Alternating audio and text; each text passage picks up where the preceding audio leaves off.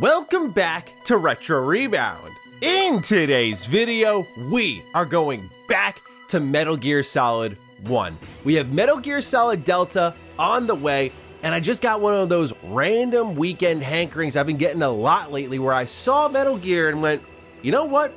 I have ignored this for a long while. Like much of the PS1 library, if the 2025 run here on Retro Rebound has taught you anything, it's that the PS1 library is easily my biggest blind spot. Growing up, I had a Nintendo 64, and before that, it was a Game Boy Color. When I bought a brand new system, it was the original Xbox. So for most of my life, the only PS1 game I ever played was either one that was already on the N64, like say Spider-Man 64, or Final Fantasy VII, which I didn't even play until 2012 when I bought my first ever gaming PC. So yeah, I really put that one to the test. But I've been trying to really tackle those blind spots this year. That said, Metal Gear isn't necessarily a blind spot as a series for me. I just did the whole Maddie thing and played it very strangely. So I started with Metal Gear Solid 2 and 3 on the HD collection for the PS Vita, which, by the way, is still the best way to play Metal Gear Solid 2 and 3 nowadays. But I'd use any excuse to play my PS Vita. From there, I went on to play Metal Gear Solid 4 after Konami added trophies to the PS3 version of the game via a patch, which I just can't tell you how excited I was about this given how long I had held out because it was a rumor for a while. Unfortunately for me though, I got about halfway through that game and my game file corrupted, which led to frequent freezing, and I just didn't have the willpower to try again and gave up. But I do remember having fun, and frankly, after beating this game, I'm kind of glad I didn't see the end of that game at all, because I feel like I know where we're headed, and man, there's just such a ride I need to go on now. I'll get into it. Oh, and of course there was Metal Gear Rising. I mean, I still adore this game. I've played it so many times, but I don't know if that's really super relevant for today's conversation. So I dove into all of this in preparation for Phantom Pain, which I played about 30 hours of before dropping because I found it repetitive after a stretch of time, but don't hold me to that one because it's a college Maddie take, and a lot of those have aged like milk, so I'm not gonna hold myself to it. Anyway, I did that thing where I played everything except the original until much later in my life, where I'm righting that wrong, and now that I'm finally playing the original, it's actually prompting me to want to replay the entire series now that my eyes are wide open and see it for what it was throughout the release order. And I will say, I may be an idiot for this one, but God, I am so glad I am playing this game completely blind, not even knowing about Psycho Mantis. Yes, really, like just hearing the name in passing, but not knowing boss fight, crazy mechanics, like just being able to experience this game organically. What a blessing it is to live under a rock and be like a golden retriever game reviewer, man. I don't care if you call me an idiot. It benefited me so much here. And if there was ever an argument to be made around a game where you point at it and go, look, man, they just don't make them like they used to. We hear that a lot nowadays, but this is the game. And yes, of course, it's heartfelt, it's unique, it has a brilliant story and score. Yes, of course, but it also had the forward thinking required to accomplish a broad, big creative idea on very limited technical hardware. And without those technical limits, we see how developers approach games nowadays. Many of them are trying to be a million different things because it's limitless. There's a lack of refinement, a lack of focus, a lack of knowing what you want to be. But this game, of course, went off the board. It knew what it wanted to be, but then also asked you to switch your controller port mid-boss fight. It introduced a lot of forward-thinking features and game vibration. Like, there was so much here that impressed me, and I can't believe I'm talking this seriously about a game with one of the most wild character names I've ever seen. We'll talk about that too. Anyway, I played all this via the Master Collection here on Switch, which I know is like the worst way to play it, but I mean, when you got a signed copy from David Hayter that says Mr. Maddie Plays War Has Changed, like a Fallout quote on it, like how could I not play it this way? It was a gift from my brother-in-law, love him dearly, and was so thankful for this. And again, with the David Hayter signature, like, I'm not even a huge MGS fan. I felt like a fraud with this on my shelf, but now I'm all in. I'm one of you guys. So if you're new here and you're into nostalgic or retrospective content, consider subscribing, and I don't know where to begin. I was just put so much on my ass with this game that, here, actually, you know what I'll do? I'll show you what time it is I'm recording this at. Hang on. Look at that. Yeah. This is, by the way, AM. I should clarify that.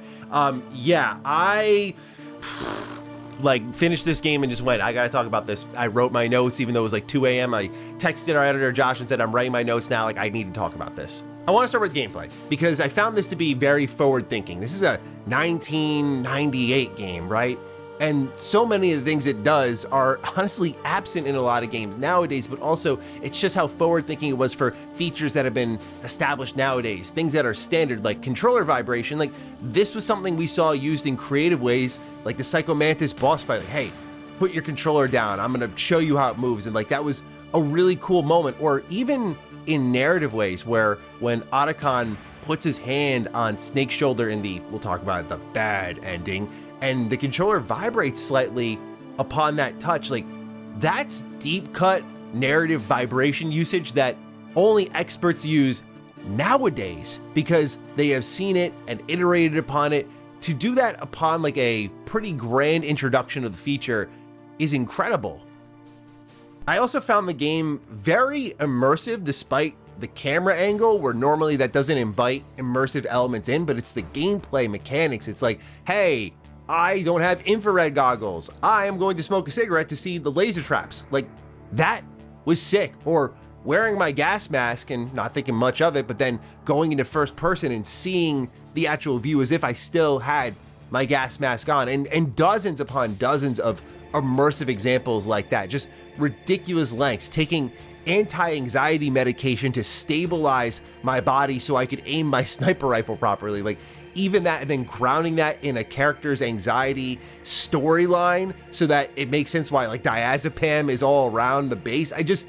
Crazy stuff, man. Or just the meta ways of solving problems. This is obviously Kojima proper, but my first wow moment with this game was, and I gotta admit, I did turn to a walkthrough for this, because I had to contact Meryl, and I'm like, and they kept saying, look at the back of the CD case. So for me, I'm thinking, okay, I'm going into my inventory, I see the CD, I'm like pressing X to interact with it. Does it bring it up and let me rotate it? Like, is this one of those Skyrim Dragon Claw moments where that's where I see like underneath it is, oh, there's the symbols to open the door. Like, I was looking for that moment, only to find out, oh, there's Meryl there. Let me look at that. So that was enough motivation to go on to eBay and just make my order there and go, I want to see that in person.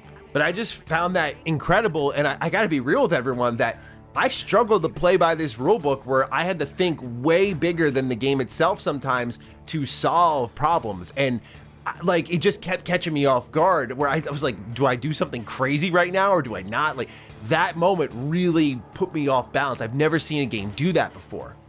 And then perhaps the one that I think is talked about the most in the terms of just how innovative this game was for its time is how it's shot. I mean, this is perhaps the most shocking element for me, because I know Kojima is a huge movie fan. Like, this guy lives and breathes movies, but the camera usage, the transitions, and even using like the limited memory for cutscenes, like you can see when they were like running out of space and they had to, load up another cutscene, like the way they transition, beautiful. The timing of music rising and falling with the action or something happening on screen, perfectly done. Hell, even the historic footage used in this game just really added something that grounded the events of the game in this believable place. Something that's really important to the narrative, as I'll get into with some individual characters and how ridiculous their plot is, but how going to such lengths to ground the narrative in areas like that visually do so much to get you to buy in and to believe what's happening, even though the second you put down the controller and I sit here on camera and I try to explain this all to you, I go,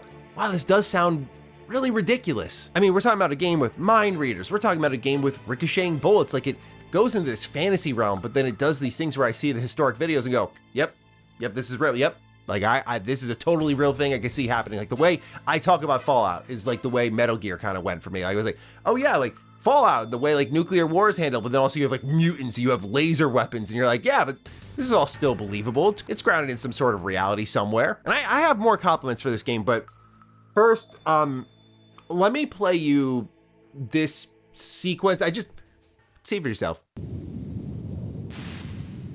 Snake, be careful. There are claymore mines around there. Use a mine detector. Who are you? Just call me Deep Throat. Deep Throat? Pardon me, who the fuck's hitting my line? I don't want to hear this, oh, it's the Watergate scandal, Maddie. Read up. I don't want to hear that.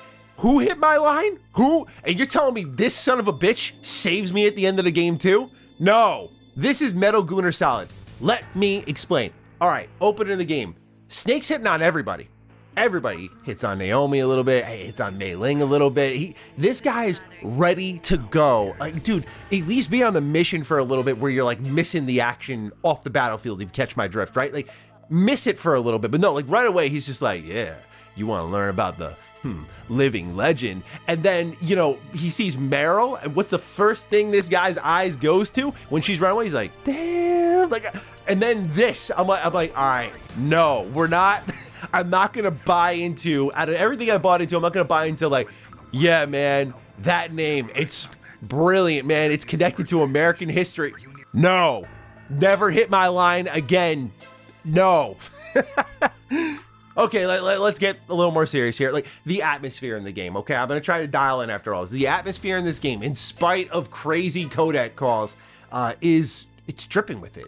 And you know me, like, again, going back to Fallout, like, that's to me my prime example of just tangible atmosphere. The game is positively oozing it. And this game, again, I've played Metal Gear before. I never really used atmosphere to describe a Metal Gear game, but this game has it in spades. I mean, the music, again, does so much of the lifting, but also the snow falling, the camera angles, like when you're pressed against the wall and that all those elements come together. It's awesome. The monologues, even when the music hits during the monologues, even if it's just two JPEGs talking, there's something to it. It's got a special sauce. And of course, probably the most widely talked about aspect of Kojima's work beyond the crazy narrative are these really memorable boss fights. Now, I, of course, have a lot of love for Metal Gear Solid 3 and its boss fights. Like, this is the part of Kojima I'm familiar with, but I really wasn't ready for how advanced boss fights would be in this game. It is a feeling that I experienced only with a couple of pieces of media. I talked a bit about it with Dino Crisis, but really it's mainly with movies, this desire to experience something within the relevant time period it released within, because there are some things that I find, even to this day, having seen so many hundreds, thousands of video games, I found so cool about this. But the idea that there were people out there, probably one of you watching this, of course, playing this game, it's 98, and you get to see this sick ass shit playing on your television in that time period. No guides, just word of mouth conversations, maybe at school or at work. Like, holy shit, dude. I envy the hell out of you guys. That would be an incredible experience. And I'll get into it here because it's, again, those meta moments I talked about. Let's talk a bit about Psycho Mantis again. I gotta jump to that. This dude reads your memory card. Again, I know I'm like self-owning here because people are like, you didn't know that? No, sincerely didn't.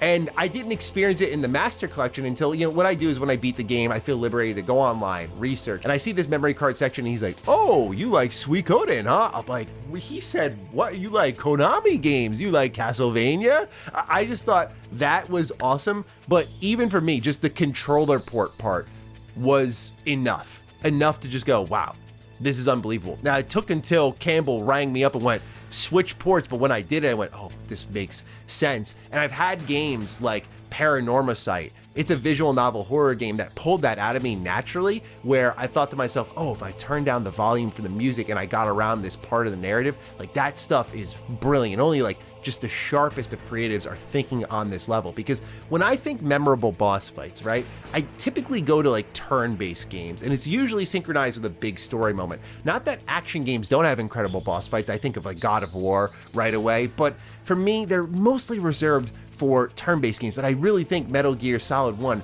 has some of the best boss fights ever. I think of Ocelot, the perfect amount of tension while also getting a mechanic that you can understand early enough in the game to kind of challenge yourself but know that you can overcome it, right? It's as simple as like 4 lanes, right? The arena's a box, but in the middle of that box, if you dare touch a tripwire, is the person you're here for. If you try to shoot across the box diagonally, which I tried, I accidentally shot Baker a few times. I went, oh, okay, so I gotta find my way around, but it's keeping you moving because of the bullets ricocheting, and that's tough because while you're moving, you don't wanna move too reactively and end up bumping into one of the tripwires and killing Baker. It is literally a perfect boss fight because it's both parts simple and complex. Like, I loved the Ocelot fight. Again, that was like one of my first wow moments where I went, oh, this is a special video game.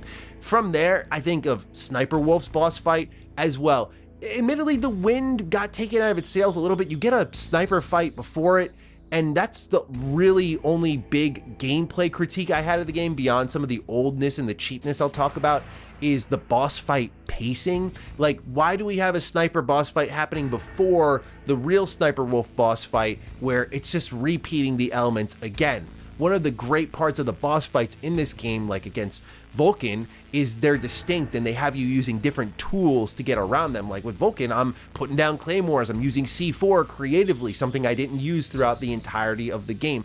I love that stuff, but when you double up on a sniper fight, it's still awesome, especially the snow's falling, music's playing, like it is all kinds of epic. But it also took a little bit of the wind out of the sails of that boss fight, but still like a memorable one because of the monologue that happens afterwards involving Otacon, seeing his character grow. Like, it's still fantastic. And I mean, I've already talked about Psycho Mantis a ton this video, but yeah, just like, I'll always remember that moment. I think I'll always remember that moment. So cool. So what didn't I like in the gameplay department here?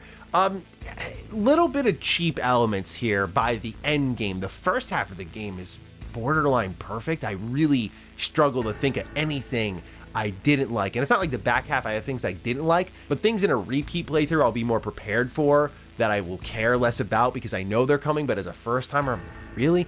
These are things like using the camera against you. In the first half of the game, I'm like, this camera works beautifully. Like, it moves when I'm in cover. It allows me to see the breadth of the area when I'm running around and strategize on the fly. Like, this is just right. But eventually, by the end game, they start to use the camera against you. Like, you'll be running up the stairs with a camera on the back wall that you can't see until you get shot and lose your health. And this is particularly rooted in the end game. And sure, yeah, once you know it's there, throw a chaff grenade, but the reality is I still got shot. Before that, I got punished for something I literally couldn't see. And if you're out of chaff grenades, then okay, like, you're screwed.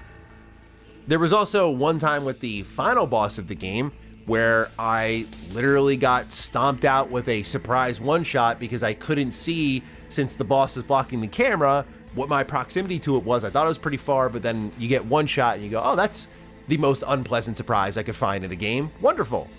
And even in the final fight where you're shooting the turrets off the back of this car trying to escape in a mad dash, just the fixed angles there where you're like, am I aiming right? It's trying to be too cinematic here and focusing less on the player experience. And maybe it was fine for the time, but I died in that final stretch like 3 times before getting it right. And it was just because I was kind of waving and spraying and praying, and it worked, but it didn't feel good, and like I outsmarted an opponent like other fights in the game. So I think just some cheap elements do creep up by the end game.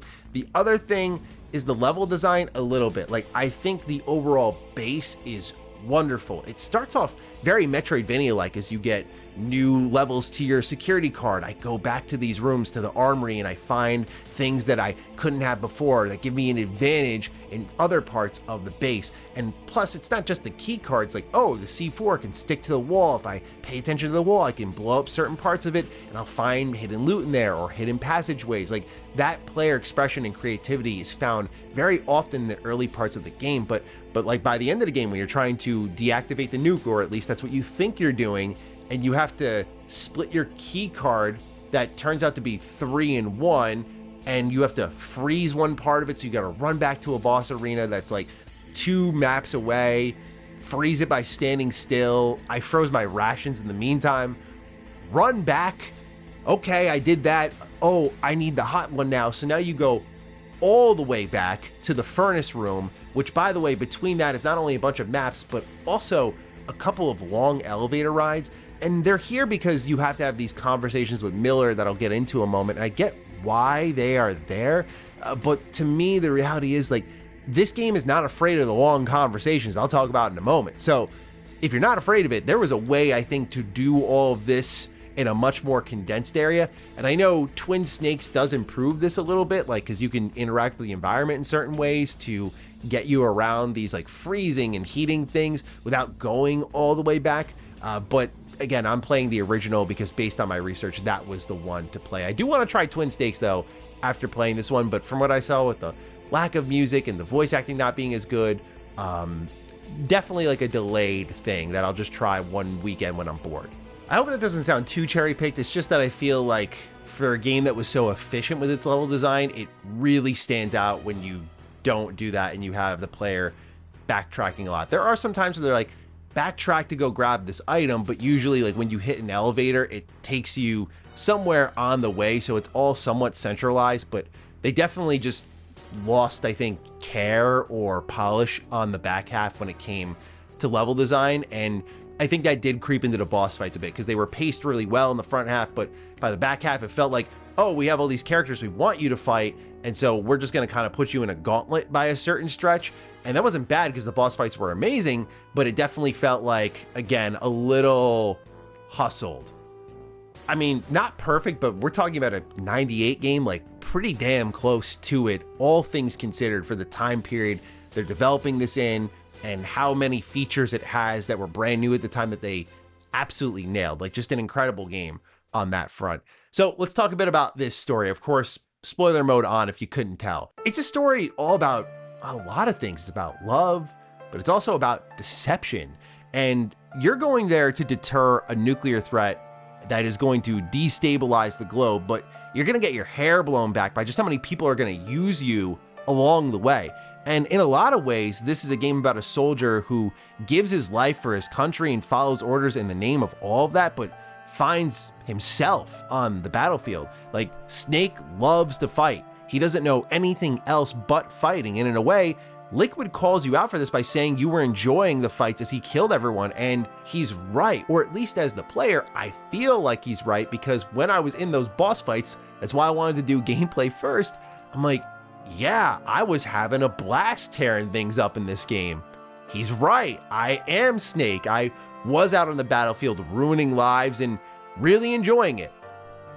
At the same time, though, ex-members of Foxhound have failed to extract the codes to launch this nuke and get what they want out of it, so they literally use a decoy disguised as the DARPA chief to set off a chain of events that trick Snake into helping them as well. And their goal in all of this is to get the remains of Big Boss, but also eventually the vaccine for Foxdie when people start dropping in what appears to be an unprompted heart attack.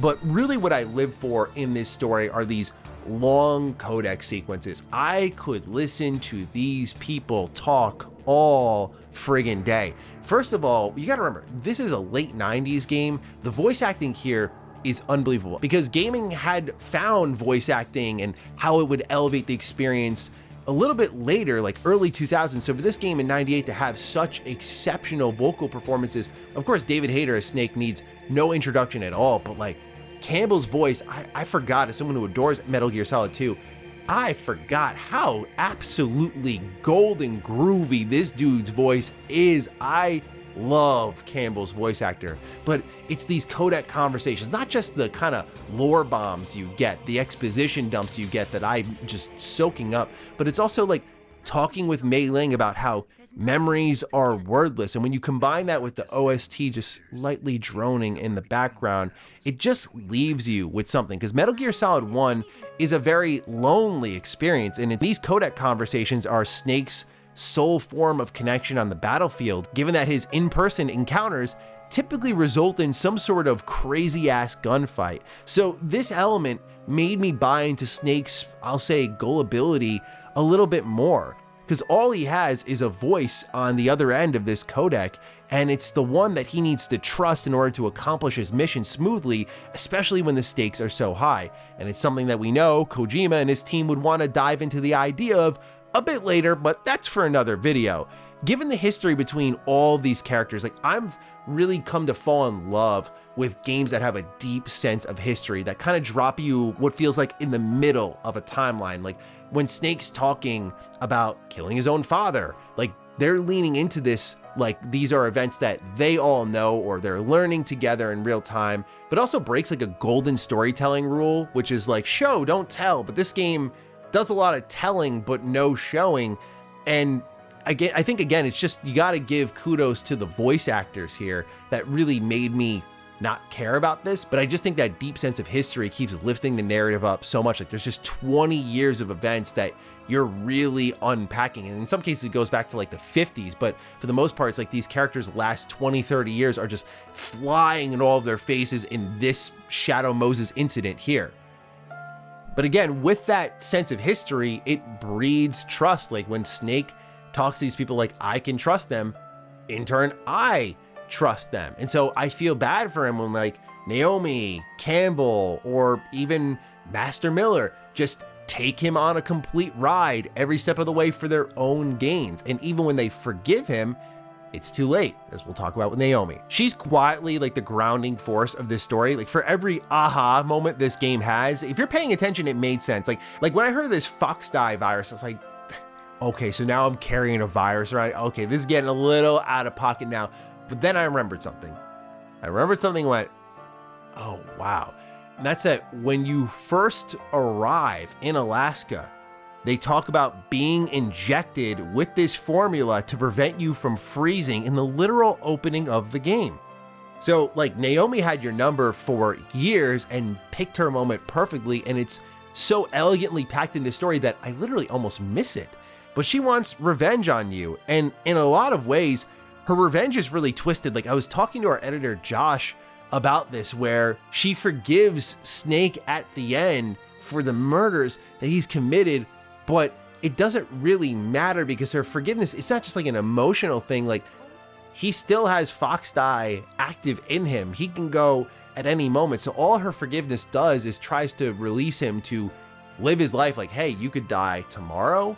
You could die in the next hour. You could die next year. You can die within a few months. But the message at the end of the game is like, all these characters have lost someone and they're living in the past and they're losing the life in front of them, which is why I'll jump ahead a little bit here before I get into some of the characters. I got what's called the bad ending. I got the Otacon ending, which I get why it's the bad ending because it's the non-canon one. But I really love this ending. If there's one bit of kudos I can give to this game and its writing, it's that you have a bad ending that works really well within the confines of the narrative, and the theme of the game isn't lost, where even if Meryl lives and you escape with her, you don't lose the meaning of the game. But for me, it felt very powerful when everyone, Campbell, Naomi, Otacon, Snake, have all lost someone somehow, some way, and they've all been forced to reconcile with their past in one way or another. And that message at the end of the game about living, right? Like, go live your life. It's something I felt I kind of needed to hear in some way, because you just catch sometimes yourself in these phases of your life where you're a bit of a stick in the mud. Like, go take a chance on that thing you're waiting on. Or, hey, you're not like prioritizing certain things in your life that you should be. Like, go do that. Time is ticking. Like, what's the difference between me, who doesn't have, say, Fox Die, and Snake, who does? Like, there is no difference. Both of us have no idea when we're gonna go. At first, I was like mildly irritated, like, why isn't she telling him how much time he has left? But there is no difference, right? You just never know what day will be your last. And so I thought in this story of loss and love and deception and then trust, I found Otacon's ending of everyone losing something to be kind of beautiful, because it brings them to this point of having to accept their past, whatever it may be, and all the lessons they've learned, and move forward trying to live their best life. It's like a happy ending, but in a very genuine way of like moving on from grief. This is the opposite of what happens with Liquid Snake. This guy was literally born to fight, right? And again, despite the ridiculousness that we've seen across this game, he's such a compelling villain. Like, his reasoning involving Big Boss's ideals and eventually the Fox Die vaccine add up. His motivation through his genetic code adds up. His ability to bend the United States government to his will through the combined force of Meryl's abduction, which brings Campbell to a knee, and the nuclear threat that's off the radar, all makes sense. Like, he can just strike at any moment. And much like Snake, he's looking for his place in this world too, but in a world facing denuclearization, at the time at least, soldiers like him were forced to really face themselves. Like, what are they beyond the battlefield? And that's something he couldn't accept. So that's why the plotting in his game works. Like, he wants war, but I love that it's not grounded in this, like, I want war because I'm evil and I need to see the world burn because I'm angry. He's like, I need to see the world burn because I need purpose. It's fucking brilliant, dude. So yeah, like, I love this game from top to bottom. Like, it is such a treat, such a joy. And it's just completely unlocked this part of me where I just want to go and play all these Metal Gear games now, man. Like, I went from like, yeah, Metal Gear Solid Delta, like, that would be cool, to like, yo, give me that shit now. So yeah, it is now, man, 4:08 in the morning. I'm gonna go catch some shut-eye, but I just had to gush about this game ahead of the release of Metal Gear Solid Delta. This is my Kojima awakening, absolute cinema, as you can see. So, ladies and gentlemen, those are my thoughts. I had a really good time with this. Took me about 11 and a half hours to get through according to final stats of the game. A little bit longer than I expected, to be honest, for a PS1 game, which was also a pleasant surprise. Like, they just had a lot of things happen, a lot of gameplay, a lot of cutscenes. Like, it's a full-ass game. But I loved it. Let me know your thoughts down below on Metal Gear Solid 1. What do you think of it? Other than that, take excellent care of yourselves, and I will see you in next Retro Rebound. Peace out.